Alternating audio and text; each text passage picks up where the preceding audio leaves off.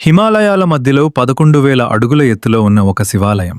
భారీ వరదలు వచ్చినా కూడా అది నాశనం కాలేదని తెలుసా? అదే ఉత్తరాఖండ్లో ఉన్న కేదార్నాథ్ టెంపుల్. కేదార్నాథ్ ఆలయం గురించి మాట్లాడితే చాలామందికి ముందుగా గుర్తుకొచ్చేది 2013లో జరిగిన మహావరదలు. కాని కేదార్నాథ్ చరిత్ర ఆ వరదల కంటే వేల సంవత్సరాల ముందు ప్రారంభమైంది. ఇలాంటి భారతదేశ రహస్యాలు, దేవాలయాల చరిత్ర మరియు అద్భుతమైన ఆధ్యాత్మిక కథలు మీకు నచ్చితే ఇప్పుడే మన ఛానల్ను సబ్స్క్రైబ్ చేసి బెల్ ఐకాన్ను ప్రెస్ చేయండి.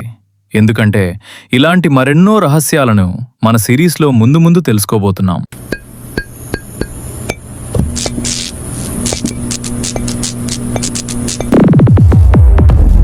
హిమాలయాల మధ్యలో సుమారు 3,583 మీటర్ల ఎత్తులో ఉన్న ఈ దేవాలయం 12 జ్యోతిర్లింగాలలో ఒక అత్యంత పవిత్ర క్షేత్రంగా భావించబడుతుంది. ప్రతి సంవత్సరం లక్షల మంది భక్తులు కష్టమైన యాత్ర చేసి శివదర్శనం కోసం ఇక్కడికొస్తారు.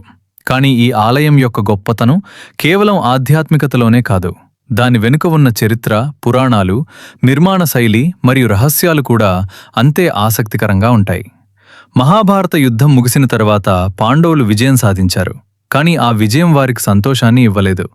యుద్ధంలో తమ బంధువులు, గురువులు మరియు అనేక మంది యోధులను చంపడం వల్ల వారికి పాపభావన కలిగింది. ఆ పాపం నుండి విముక్తి పొందటానికి శివ అనుగ్రహం పొందాలని వారు నిర్ణయించుకున్నారు. కానీ శివుడు వారికి వెంటనే దర్శనం ఇవ్వలేదు. పాండవులను దూరంగా ఉంచటానికి ఆయన హిమాలయాల వైపు వెళ్లిపోయాడని పురాణాలు చెబుతాయి. శివుని కోసం వెతుకుతూ పాండవులు హిమాలయాలకు చేరారు. పాండవులు తనను వెతుకుతున్నారని తెలిసిన శివుడు ఒక వృషభం అంటే ఎద్దు రూపం ధరించాడు. ఆయన ఇతర పశువుల మధ్య కలిసిపోయాడు. కాని భీముడు ఆ వృషభం సాధారణ ఎద్దు కాదని గుర్తించాడు. వెంటనే దాన్ని పట్టుకోవడానికి ప్రయత్నించాడు. అప్పుడు ఆ వృషభం భూమిలోకి మునిగిపోవడం ప్రారంభించింది. భీముడు పట్టుకున్నప్పటికీ శివుడు పూర్తిగా అంతర్ధానమయ్యాడు. ఆ సమయంలో శివుని శరీరం వివిధ భాగాలుగా ప్రత్యక్షమైందని పురాణాలు చెప్తాయి. వృషభం యొక్క భుజం లేదా హంప్ భాగం కేదార్నాథ్లో ప్రత్యక్షమైంది. బాహువులు తుంగనాథ్లో, ముఖం రుద్రనాథ్లో, నాభి మధ్యమహేశ్వర్లో, జటాలు కల్పేశ్వర్లో ప్రత్యక్షమయ్యాయి. ఈ 5 పవిత్ర క్షేత్రాలను పంచకేదార్ అని పిలుస్తారు. అందుకే కేదార్నాథ్లో ఉన్న లింగం సాధారణ శివలింగంలాగా ఉండదు. అది వృషభ భుజం లేదా హంపును సూచించే త్రిభుజాకార రూపంలో ఉంటుంది. భక్తులు దానిని శివుని దివ్య స్వరూపంగా ఆరాధిస్తారు. పాండవులు శివ అనుగ్రహం పొందిన తరువాత ఇక్కడ మొదటి ఆలయాన్ని నిర్మించారని పురాణాలు చెప్తాయి. కాలక్రమేణా ఆ నిర్మాణం నాశనం కావడంతో తరువాత ఈ ఆలయం పునరుద్ధరించబడింది. చాలామంది చరిత్రకారుల ప్రకారం 8వ శతాబ్దంలో ఆది శంకరాచార్యులు కేదార్నాథ్ ఆలయాన్ని పునరుద్ధరించారు. ఆయన భారతదేశం అంతటా సనాతన ధర్మాన్ని పునరుజ్జీవింపచేసిన మహానుభావుడు. కేదార్నాథ్ ఆలయం వెనుక ఆయన సమాధి ఉందని కూడా నమ్ముతారు. కేదార్నాథ్ ఆలయ నిర్మాణ శైలి ఇప్పటికీ ఇంజనీర్లను ఆశ్చర్యపరుస్తుంది. హిమాలయాల మధ్యలో ఇంత ఎత్తులో ఆధునిక సాంకేతికత లేకుండా ఈ ఆలయాన్ని ఎలా నిర్మించారనే ప్రశ్న చాలా మందికి ఉంటుంది.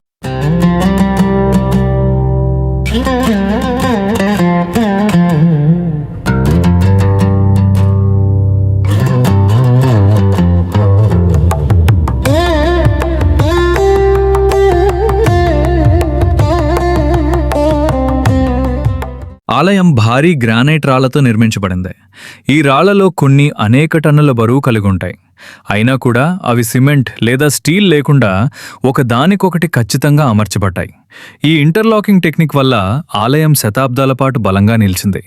కేదార్నాథ్ ఆలయ ప్రాంతంలో ప్రతి సంవత్సరం తీవ్రమైన చలిగాలులు ఉంటాయి.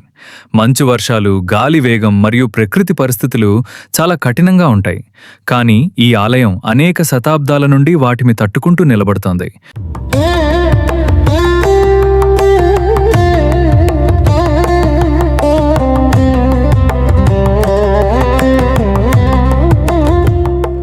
ఉదయం సూర్యోదయం సమయంలో మంచు పర్వతాలపై పడే బంగారు కిరణాలు చూస్తే అద్భుతమైన అనుభూతి కలుగుతుంది.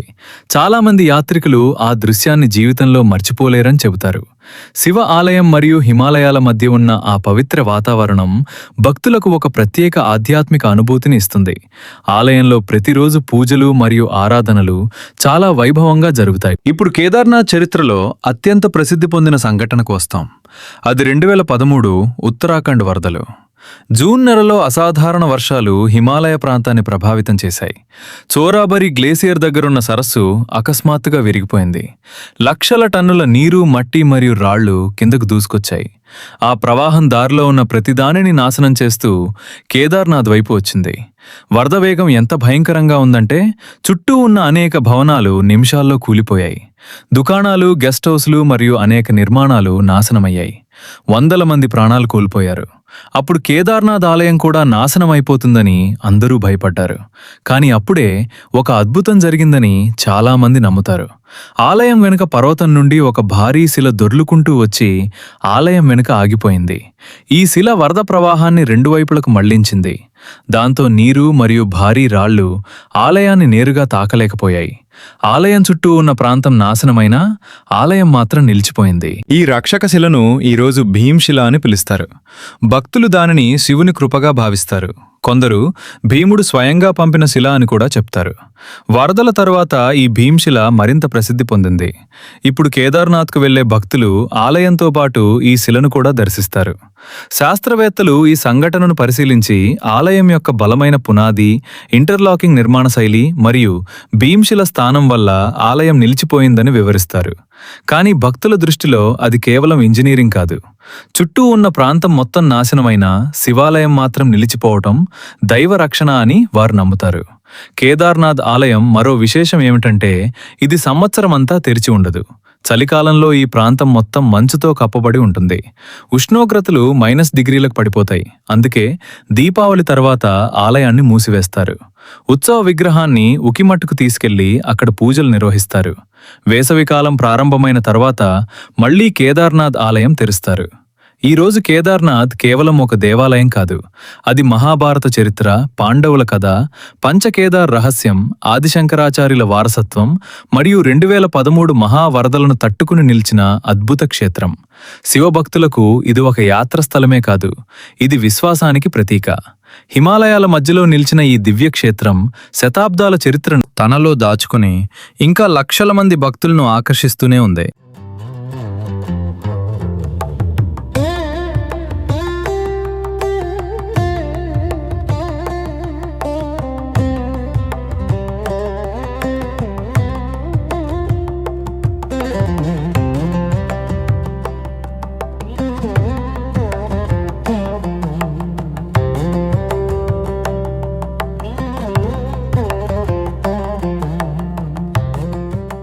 ఇలాంటి అద్భుతమైన ఆలయ కథల కోసం ఛానల్ని సబ్స్క్రైబ్ చేయండి. ఓం నమః శివాయ.